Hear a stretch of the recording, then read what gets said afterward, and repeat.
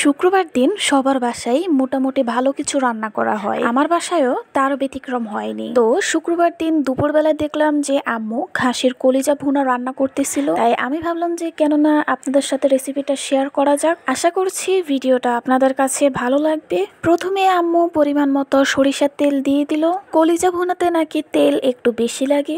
এরপরে প্রায় আধা কাপের মতো পেঁয়াজ কুচি দিয়ে দিল। এবারে 1.5 চামচ আদা বাটা, 1.5 চামচ রসুন বাটা দেওয়া হলো, সাথে জিরা বাটা 1 চা চামচ দেওয়া হলো, 1 চা চামচ লবণ, 1 চা চামচ মরিচের গুঁড়ো, 1 চা চামচ হলুদের গুঁড়ো এবং সাথে জিরার গুঁড়ো 1/2 চা চামচ, ধনিয়ার গুঁড়ো 1/2 চা চামচ, সামান্য পরিমাণ গোলমরিচের গুঁড়ো দিয়ে দেওয়া হলো। এরপরে নেড়ে চেড়ে মশলাটাকে ভালোভাবে কষিয়ে নিতে হবে।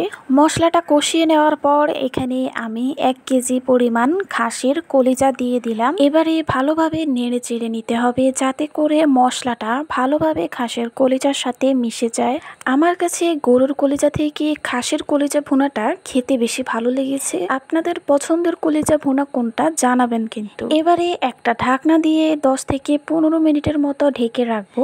এর মাঝখানে 2-1 বার ঢাকনাটা উল্টে নেড়ে চেড়ে দিব যাতে করে নিচ দিয়ে লেগে না যায়। দেখতে পাচ্ছেন কলিজা থেকে কিন্তু ভালোই পানি বের হয়েছে। একটু পর পর ঢাকনাটা উল্টে নেড়ে চেড়ে দিয়ে আবার ঢেকে রাখবো। 2টো তেজপাতা দিয়ে দিলাম। রান্না প্রায় শেষ, আর এখনই কলিজা ভুনা থেকে ভালোই ঘ্রাণ ছড়াচ্ছে চারপাশে। তো তৈরি হয়ে গেল আম্মুর হাতের স্পেশাল খাসির কলিজা ভুনা। এটা ঠান্ডা হলে ঝোলটা আরো শুকিয়ে যাবে, তাই ঝোলটা আর কমানো হয়নি। আশা করছি ভিডিওটা আপনাদের কাছে ভালো লেগেছে।